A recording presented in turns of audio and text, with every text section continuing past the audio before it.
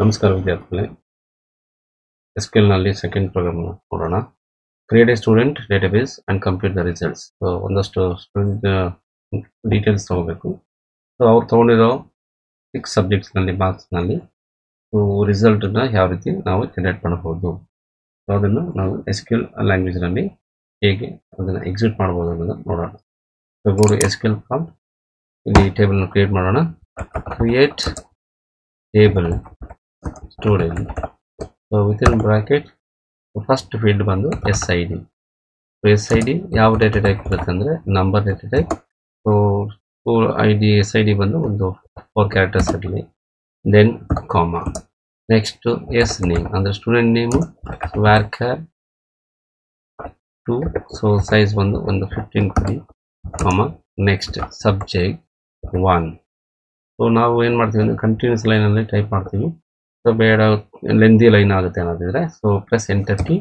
So next ಲೈನಲ್ಲಿ subject 1, so number data type, so that is C3, again comma.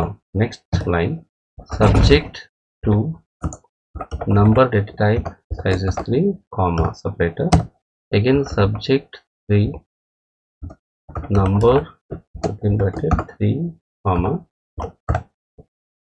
enter. Subject 4, number, so 3, comma. Subject 5, number within bracket 2, comma. Then subject takes number, then 3.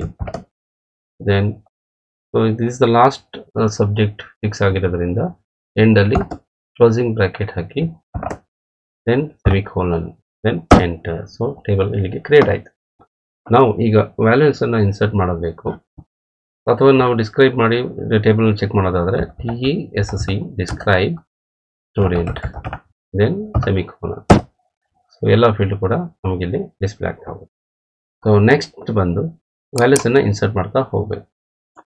So insert command, insert into student values within bracket 101, comma. So name first name ಬಂದು so Rama, then closes so 90, 85, 97, 96, 92, so 87.